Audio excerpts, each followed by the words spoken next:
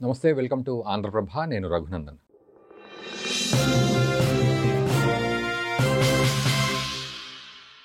మనతో పాటు దేవీపురం శిల్పి గోపాలాచారి గారు ఉన్నారు. నమస్తే అండి. నమస్తే అండి. అంటే ఈ యంత్రంలో ఇంత నాలెడ్జ్ ఉంటుంది అని, ఇంత టెక్నాలజీ ఉంటుందని ఎవరికి తెలియదు.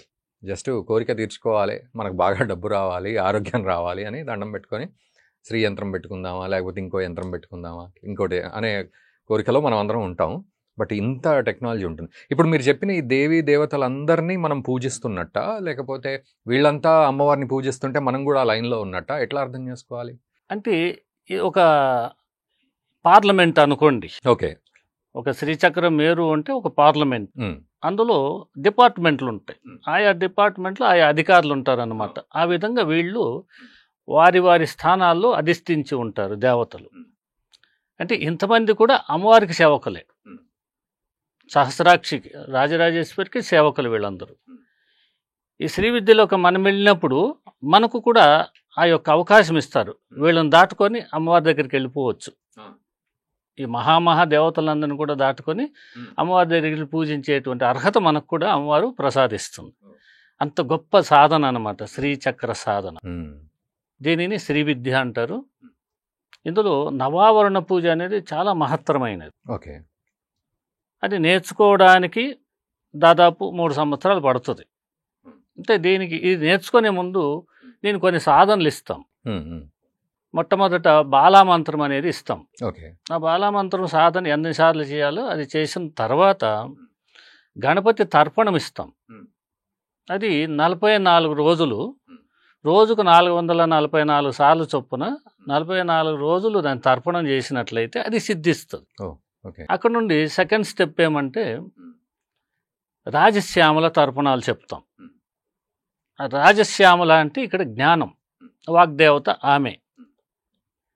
జ్ఞానం తర్వాతే లక్ష్మి ఉంటుంది. మనం ఉదయం లేచిన తర్వాత కరాగ్రే వసతే లక్ష్మి, కరమధ్యే సరస్వతి, కర్మూలే స్థితే గౌరి అంటే ఈ వేళ్ళు కొసలతో నోట్లు పట్టుకుంటాం కాబట్టి అక్కడ లక్ష్మి ఉంది అన్నాం. కరమధ్య సరస్వతి అంటాం. మధ్యలో సరస్వతి. వీళ్ళిద్దరికి మీడియేటర్ ఎవరంటే సరస్వతిని. విద్య ఉంటేనే వీళ్ళిద్దరూ పలుకుతారు.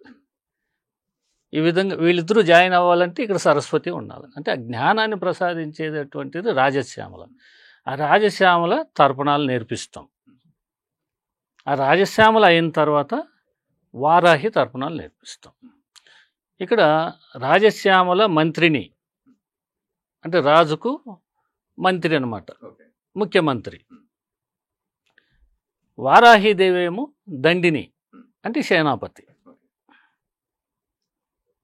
వీళ్ళిద్దరూ చాలా ముఖ్యం. అమ్మవారికి చాలా దగ్గరలోనే వెనక నిలబడి ఉంటారు ఎప్పుడు. ఓకే. అమ్మవారు ఏం ఆర్డర్ ఇస్తుందా అన్నట్టుగా చూస్తూ తిరుగుతూ ఉంటారు.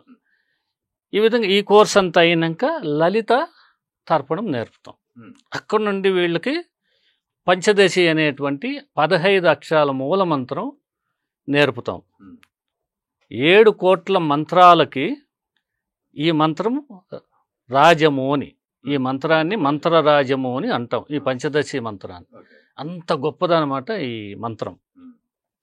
7 కోట్ల మంత్రాలకి ఈ మంత్రమే పెద్దది. ఈ మంత్రమే రాజు, మంత్రరాజ్యం. ఈ యంత్రానికి పేరు యంత్రరాజ్యము. అన్ని యంత్రాలకి రాజు ఈ యంత్రం. ప్రతి దేవతకి యంత్రం ఉంటుంది. అన్నిటికీ కూడా రాజు ఎవరంటే శ్రీచక్ర మహామేరు.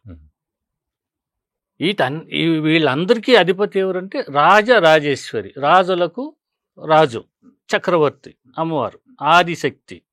ఆదిలో పుట్టినటువంటి మహాశక్తి అమ్మవారే, సాక్షాత్తు లలితాదేవి. ఈ విధంగా ఇంతమంది ఉన్నటువంటి యంత్రాన్ని సాధన చేయగలిగినప్పుడు పూర్వపుణ్యము వల్ల మాత్రమే వీళ్ళకి శ్రీచక్ర సాధన అవకాశం ఉంటుంది. అంటే ఇక్కడ నా డౌట్ కూడా అదే. ఇప్పుడు మీరు అన్నట్టు ఇంతమంది దేవతలు కొలిచే రాజరాజేశ్వరిని కొలుస్తూ, ఇంతమంది దేవతల్ని కొలుస్తూ, మళ్ళీ ఆ లైన్లో మనం ఇంకా కావాలంటే ఫ్రంట్కి వెళ్ళిపోవచ్చు కొలుస్తూ ఉండి. సో ఇంత ఫ్లెక్సిబిలిటీ ఉంది ఈ యంత్రంలో, ఈ పూజా విధానంలో. సో ఎవరు ఎలిజిబుల్ ఇదంతా చేయడానికి? ఎవరు ఎలిజిబుల్? మీరు అన్నట్టు పూర్వజన్మ సుకృతం ఉంటేనే అమ్మవారు కనెక్ట్ అవుతుంది అని అంటున్నారు. సరే, ఓకే, అవన్నీ మనకు అర్థం కావు కాబట్టి నార్మల్ పద్ధతిలో ఆలోచన. ఇక్కడ పూర్వజన్మ అనేది ఇక్కడ మనిషి 84 లక్షల జీవరాశుల్లో ఆ జన్మలన్నీ ఎత్తిన తర్వాత మానవ జన్మ వస్తుందట. ఆ మానవ జన్మలో ఫస్ట్ స్త్రీ జన్మనిస్తారట.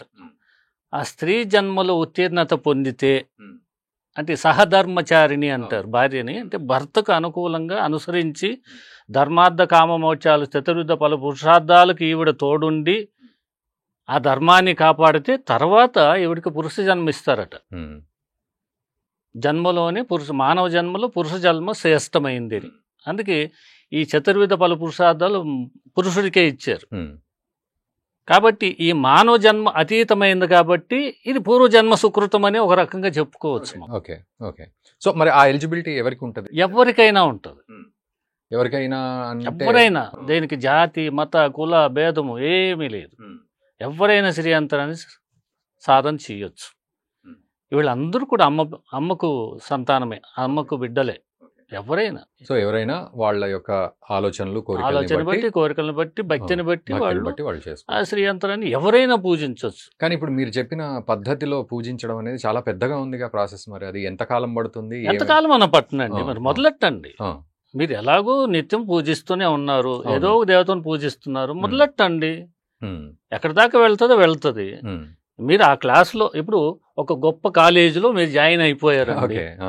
అయ్యో ఏమేం చెప్తారో అని టెన్షన్ పడి మీరు ఒక్క సంవత్సరం చదువుకున్న గొప్ప కాలేజీలో చదువుకున్నామన్నటువంటి మనస్తృప్తి ఉంటుంది. ఇది కూడా అంతే.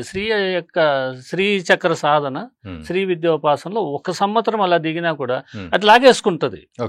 మీరు ఎంత దూరం ఉందని మీరు ఆలోచించక్కర్లేదు. మీరు అడుగు పెడితే చాలు అమ్మవారే లాగేసుకుంటారు.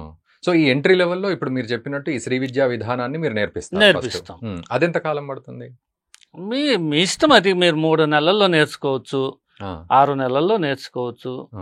అదే పనిగా కూర్చుంటే మీరు సంవత్సరంలో మొత్తం విద్యలన్నీ నేర్చుకోవచ్చు. అంటే ఈ శ్రీ యంత్రాన్ని మనం ఏ విధంగా పూజించాలని ఆ విద్య మొత్తం శ్రీ యంత్ర సాధన, శ్రీ విద్యోపాసన నేర్చుకోవాలంటే మీరు 3 సంవత్సరాలు మొత్తము నేర్చేసుకోవచ్చు. 3 సంవత్సరాల్లో నేర్చుకున్న తర్వాత మీరు కూడా 10 మందికి నేర్పవచ్చు. ఓకే. మామూలుగా అయితే ఇప్పుడు అందరూ ఉద్యోగాలకు వెళ్తూ ఉంటున్న పరిస్థితులు, ఆర్థికంగా చాలా ఇబ్బందులు ఉంటున్నాయి. సో మనం కొంత దేవుడి మీద భారం వేసి డెవలప్ అవ్వాలి అనుకునే వాళ్ళు ఉంటారు. మరి వాళ్ళు రోజుకి ఎన్ని గంటల శ్రమ చేయాల్సి వస్తుంది? ఇక్కడ ఏమంటే మీరు శ్రీయంత్రం పెట్టుకుని ఎదురుగుండా కూర్చొని ముక్కు మూసుకొని జపం చేయమని ఏ మాత్రం రూల్స్ లేవు ఇక్కడ. ఏమి అలాంటి ఫార్మాలిటీస్ అస్సలు లేవు. చక్రము అంటే తిరగడమే. మీరు చక్రమే, మనిషి మీరు కూడా చక్రమే. మీరు తిరగాలి, తిరిగితేనే మీరు భుక్తి, లేకపోతే లేదు. ఇప్పుడు మొత్తం యంత్రయుగం, అందరూ తిరిగితేనే బతకగలం. కాబట్టి యంత్రానికి అక్కడే కూర్చొని చేయాలని రూల్ ఏమి లేదు. పద్ధతి తెలుసుకుని ఒకసారి ప్రాణప్రతిష్ఠ చేసి యంత్రాన్ని ప్రతిష్టాపన చేసుకొని ఇంట్లో ఆ మూలమంత్రాన్ని మీరు ఎక్కడున్నా, ఏ స్థితిలో ఉన్నా, ఏ పరిస్థితుల్లో ఉన్నా మూలమంత్రాన్ని మీరు జపిస్తారు. అంటే మీరు సపోజు మీరు బయటకు వచ్చారు, ఫోన్లో ఛార్జ్ అయిపోయింది, మరి ఇంటికి వెళ్ళేదాకా ఛార్జ్ చేయరా? ఎక్కడ పట్ట చేస్తారు కదా. అలాగే ఇది కూడా ఎక్కడైనా చేయండి. మీరు ఆ మంత్రం మీలో పఠన జరుగుతూ ఉంటుంది. మీకు ఏదో క్షణం దొరుకుతుంది, టైం దొరకపోదు. ఆ సమయంలో ఆ సాధన చేసుకోండి. అది ఛార్జింగ్ అవుతూనే ఉంటుంది, డెవలప్ అవుతూనే ఉంటుంది మీ సాధన. అంటే నేను విన్న ప్రకారం అయితే ఇదంతా పద్ధతి నేర్చుకొని మీరు చేస్తూ ఉన్న క్రమంలో దాన్ని ప్రతిరోజు చేయాలి, ఈ పద్ధతిలో చేయాలి అనేది ఒక పద్ధతి ఉంటుంది కదా. ఇప్పుడు షోడశోపచార పూజ అంటారు అట్లా. అలాగని ప్రతిరోజు చేయాలని రూల్ ఏమి లేదు సార్. మనకు శక్తి అంటే ఎంత ఉంటే అంతే. అక్కడ సంకల్పంలో కూడా శక్త్యానుసారంగా చేస్తానని సంకల్పం చేస్తాం. జపమో తపమో అర్చనో పూజో శక్త్యానుసారంగా చేస్తామని సంకల్పంలో చెప్పుకుంటాం. మనం ఎక్కువగా చేస్తానని ఎప్పుడు కూడా సంకల్పంలో మీరు చెప్పొద్దు. నా శక్త్యానుసారంగా చేస్తాను, పత్రం పుష్పం ఫలం తోయం, నాకు ఏది వేలు పడితే అదే ఇస్తాను. మనం ఏది తినిపిస్తే అదే ఇప్పుడు మన ఇంట్లో బిడ్డ పుడితే మొదటి నుండి మనం ఏం తినబెడతామో అదే అలవాటు అవుతుంది. అమ్మకు అంతే, మీరేం తినిపిస్తే అదే తీసుకుంటుంది ఆవిడ. దానికి తగిన ఫలితం మనకి ఇస్తూ ఉంటుంది. ఇక్కడేమంటే అమ్మవారు 3 రోజుల్లో పెద్దది అయిపోవచ్చు. ఒక చిన్న పిల్ల అనుకుందాం, ఇప్పుడు మీకు ఇచ్చినప్పుడు చిన్న బిడ్డ, ఒక నెల బిడ్డని మీ చేతిలో పెట్టాం శ్రీయంత్రం అనుకోండి. మీరు చేసే సాధన వల్ల 3 రోజుల్లోనే అమ్మ పెరగవచ్చు. లేదా అమ్మ 3 నెలలు కావచ్చు, లేదా 3 సంవత్సరాలు, అంటే మీరు చేసే సాధనలో అది మీకు సంబంధించింది. మీకు పని ఉందో లేదో, మీకు టైం లేదు, అది మీరు చూసుకోవాలి. అది వాళ్ళు ఎవరికి వాళ్ళు చూసుకోవాలి. వారికి వాళ్ళు చూసుకొని మీరు తొందరగా అమ్మవారు పెరగాలి అంటే ఇప్పుడు ఒక 3 నెలల పాపని మనం చూసుకోవాలి. ఆవిడ మనకేం చేయదు. అదే 3 ఏళ్ళు అయింది అనుకోండి, అమ్మ పాప ఆ వస్తువు ఇలా తెచ్చి అంటే తెచ్చేస్తుంది. 6 ఏళ్ళు అయింది అనుకోండి, మనం చెప్పగానే ఆ పని చేసేస్తుంది. 9 ఏళ్ళు వచ్చిందంటే వంట కూడా చేసి పెట్టేస్తుంది. అంటే ఈ విధంగా ఇవన్నీ ఆ స్థాయికి తీసుకురావాల్సిన శక్తి మనలోనే ఉంటుంది. ఆ సాధన మనం బాధ్యత మంత్ర జపమేనండి. ఇక్కడ మీరు పెట్టిన నైవేద్యం కానీ, పలహారాలు కానీ, పళ్ళు కానీ అమ్మవారు తినదు. అమ్మవారు తింటుందంటే నిజంగానే ఎవరు పెట్టరు. అంటే దేవుడు తినేంత మనం పెట్టే శక్తి మనకు లేదు. కాబట్టి మనం ఏం చేస్తామంటే అక్కడ పెట్టింది మనమే తింటాం. ఎందుకంటే అది మనకు నచ్చింది. మనకు నచ్చింది అమ్మవారికి పెడుతున్నాం. అమ్మవారికి నచ్చింది ఏమని మనకు తెలియదు అసలు. అక్కడ పెట్టింది మనమే తినేస్తున్నాం. అమ్మ ఎంత బాగుంది అమ్మవారి ప్రసాదం, ఆహో ఓహో అని మనమే పొగుడుతుంటాం. కాబట్టి అక్కడ ఎంత అనేది ఏమీ లేదు.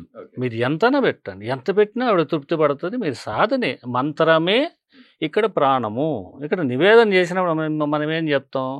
ప్రాణాయ స్వాహ, పానాయ స్వాహ, ఉదానాయ స్వాహ, వ్యానాయ స్వాహ, సమానాయ స్వాహ, బ్రహ్మణే స్వాహ అన్నప్పుడు 5 విధానాలతో మనము అమ్మవారికి భోజనం పెడతాం. ప్రాణ అపాన, లోనికి పీల్చుకునేది ప్రాణవాయువు, బయటకు వదిలేసేది అపానం. ఈ విధంగా దశవాయువులు ఉన్నాయి మనలో. కానీ అమ్మవారికి భోజనం తినిపించేటప్పుడు భగవంతుని తినిపించే నివేదనకు మాత్రం 5 వాయువులతో భోజనాన్ని నివేదన చేస్తుంది. ప్రాణపాన, వ్యానదాన, ఉదాన, సమాన, బ్రహ్మణ. మిగిలిన 5 వాయువుల గురించి కృకర, నాగ, కూర్మ, ధనుంజయ, దేవదత్త అని ఇంకా 5 వాయువులు ఉన్నాయి మనలోని. దశవాయువులు ఉన్నాయి. ఈ విధంగా ఈ ప్రాణ అపాన ఉదాన సమాన వ్యాన అనేటువంటి మంత్రంతోనే తినిపిస్తున్నాం మనం. అమ్మవారు తినిందా? లేదు, మంత్రమే తినింది అక్కడ. ఆ మంత్రమే వాళ్ళు అక్కడ ఆస్వాదిస్తున్నారు. ఆ మంత్రం వల్లే మనం ఏదనుకుంటామో అది అమ్మవారిలోకి వెళ్తుంది. ధన్యవాదాలండి. సంతోషం. నమస్తే.